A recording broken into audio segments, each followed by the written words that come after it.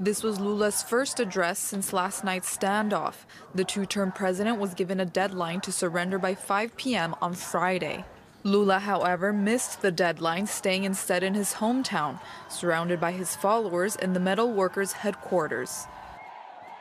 This gave way to negotiations between his legal team and authorities. However, missed the deadline, staying backed away from confrontations, surrounded by his followers in the metal workers' headquarters from his backers. The former president is set to begin a 12-year sentence for corruption and money laundering. Lula da Silva was convicted of receiving a renovated beachfront apartment worth more than $1 million. He, however, maintains his innocence.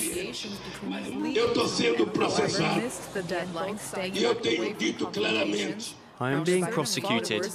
I'm the only human being that is being prosecuted for an apartment that isn't mine.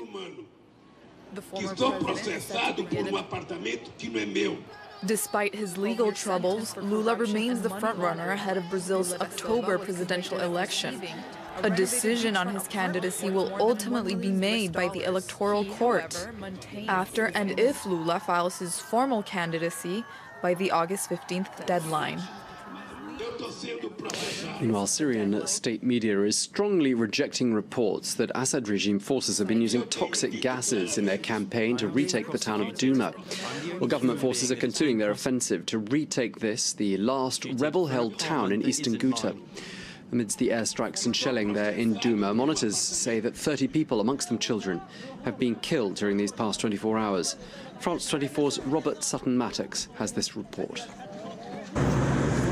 Appearing to race to the site of an airstrike, Syrian rebel white helmets turn away as a second explosion goes off. Heavy bombardment continues for the second day in the town of Douma, home to tens of thousands and in control of the Islamist faction Jaish al-Islam. It's all that remains of the rebel stronghold of eastern Ghouta.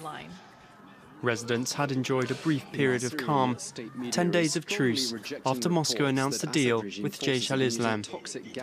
It was followed by 3 days of evacuations from Douma that saw nearly 3,000 fighters and civilians bus to Azaz in northern Syria. But the truce crumbled on Friday amid reports the rebel group remained divided over the withdrawal and the handing over of prisoners, and heavy bombing hit Douma once again, killing dozens of civilians, according to the Syrian Observatory for Human Rights.